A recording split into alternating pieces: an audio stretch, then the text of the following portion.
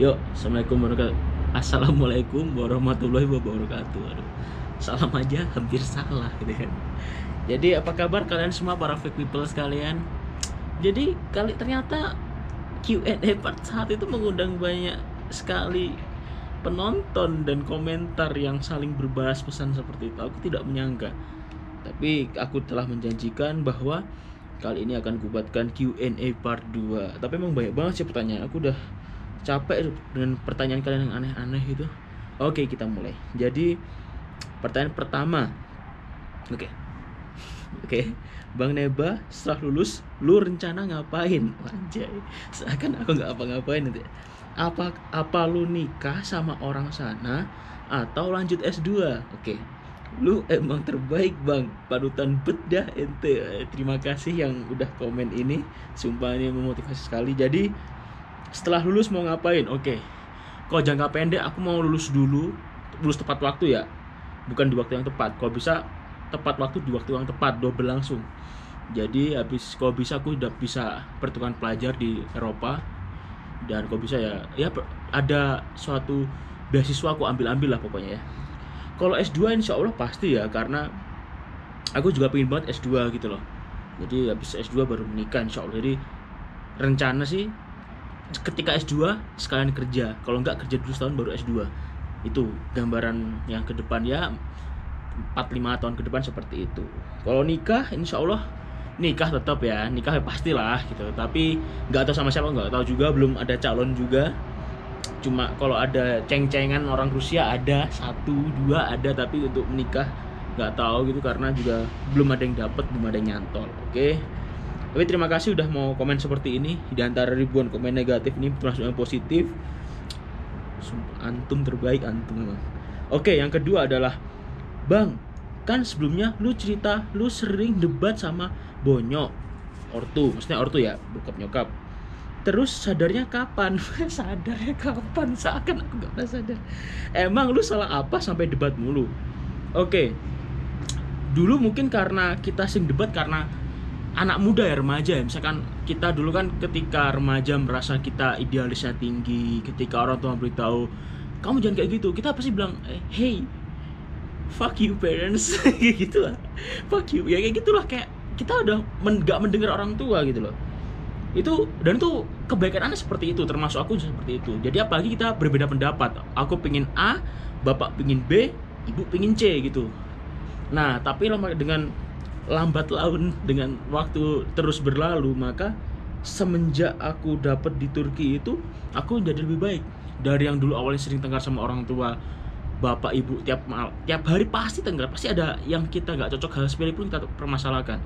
Semenjak aku keluar dari rumah dan berkuliah di Turki, ini positifnya ya, aku udah sering telepon orang tua, sering kabar, bahkan seminggu sampai setiap hari aku telepon. Itu karena aku juga merasa bersalah gitu loh. Aku sadar ketika sekarang. Kalau dulu sih ya ketika diberitahu orang tua ya jawabnya ya fuck you parents gitu, kayak bodoh amat, kayak I don't care about you gitu loh. Tapi ya setelah sekarang aku juga sadar ternyata niat mereka baik gitu loh. Dan begitulah anak remaja gitu. Jadi ya itu sadarnya ketika aku mungkin setelah aku jauh banget di Turki ya gitu. Ketika aku dulu merantau di mana juga nggak ngaruh, karena juga bukan orang yang suka merantau aku kan. Itu emang salah apa saya debat mulu ya? Salah itu karena perbedaan pendapat sih, karena anak muda sekarang ya gitulah. Kita kalau gimana ya, masalahnya juga mungkin dulu aku juga orang yang terlalu kaku, close mind, dan orang tua aku juga gak bisa, masih kaku juga. Jadi sama-sama kaku, tengkar. Tapi dengan bicara baik-baik gitu kan. Apalagi orang gini, sadar ketika orang tua itu nggak bisa dibantah ya kan. Itu kayak kita nggak bisa bantah orang tua, itu dosa banget. Tapi orang tua bisa dinego, itu yang aku tahu. Itu teknik itu benar-benar dipakai di aku, benar-benar terjadi. Orang tua itu nggak bisa dibantah, tapi dinego. Misalkan Abi, Umi, aku manggil Abi, Umi gitu lah. Jadi lebih islami lah. Abi, Umi, aku pengen kayak gini, aku pengen kayak gini gitu. Mereka akan dengan perlahan akan terbuka dengan hati mereka sendiri gitu loh. Jadi bener-bener nggak bisa kita dengan keras aku maksa pengen kayak gitu. Itu dulu pernah kayak gitu juga, tapi jadi nggak baik, mah jadi hubungan yang tidak harmonis antar keluarga. Jadi itu ya, jangan ditiru ya. Apa ya, kalau ketemu orang tua diberitahu baik-baik, jangan bilang fuck you parents juga. Maksudnya ya udah gitu loh, ya udah gitu loh. Maksudnya kalau sama kalian ada orang tua sekarang udah bertobatlah lah mumpung deket sama orang tua begitu ya. Ini pertanyaan ketiga. Bang, misal kalau gua kerja part time bisa nggak? Dan ada gak pelajar Indo yang kerja part time di sela-sela kuliah, di sela-sela? Yang ada mereka kuliah part time, hidupnya buat kerja, dan kayak gitu juga. Oke, kalau misalkan kalau aku pribadi, aku nggak kerja, aku cuma sekedar kuliah. Walaupun kuliahku pas-pasan nilainya, tapi aku kuliah. Karena apa? Karena aku sadar S1 di sini sangatlah padat. Dan kalau kalian nggak bisa bagi waktu, maka kalian yang hancur. Yang ada malah kalian yang bermasalah dengan kuliah. Karena tujuan kita di sini kuliah, bukan untuk bekerja. Kalau kerja ya kalian pakai visa pekerja itu sih. Tapi kalau untuk kerja part time sih teman-teman juga ada. Teman-teman ini juga banyak, ada yang jadi tukang cuci piring, ada yang jadi tukang apa tuh, bersih-bersih kayak cleaning service juga ada juga yang jadi antar pos, ada juga yang jadi di kuli bangunan, beda-beda lah gitu. Tapi mereka kerjanya ketika pas libur summer, libur musim panas, jadi nggak serta-merta kerja seperti itu gitu. Mungkin ada sih yang nge-guide kayak misalkan tour guide itu juga ada, cuma sekarang semenjak pandemi covid juga agak susah gitu loh, jadi aku juga kurang tahu ya. Tapi kalau ada kerja part time pasti ada lah teman-teman, cuma kalau aku sendiri enggak itu. Kerjanya ya itu aku baik lagi, cuci piring, jadi pelayan, tukang, buruh itu, petani. Kalau ada petani ya petani gitu ya. Oke, terima kasih. Ini pertanyaan keempat. Selamat siang Kak. Waduh, ini sopan sekali nih. Selamat siang Kak. Cuma mau bilang, channel Kak Nebah sangat menghibur, dan dari sekian vlogger yang berkuliah Turki, cuma channel Kak Nebah doang yang saya ikutin. Waduh, subhanallah sekali. Ini ukti nih. Sukses terus Kak channel YouTube-nya. Oh iya, aku mau tanya Kak Nebah, gimana pergaulan selama di Turki? Apakah bebas atau lebih islami? Terima kasih Kak atas disempatkan membaca komenan ini Kak. Ini sangat berpendidikan, terpelajar, dan sangat sopan sekali. Aku jadi segan. Oke. Terima kasih sudah menonton vlog aku dari dulu, dari subscriber cuma berapa ya? Sekitar 200 aku dulu bikin, masih 200, sekarang udah 210 ya, nggak ada jauh beda sih, cuma udahlah gitu. Sampai aku bikin Q&A berarti kan banyak yang nanya banget kan, karena apa ya, orang DM biasa, ternyata aku sadar kenapa nggak bikin Q&A, karena banyak tugas bang, kenapa nggak bikin Q&A aja, bisa dilihat orang banyak. Karena kalau DM kan takutnya akunya sibuk dan nggak bisa balas tuh. Tapi ya bener juga, itu ide yang cemerlang gitu.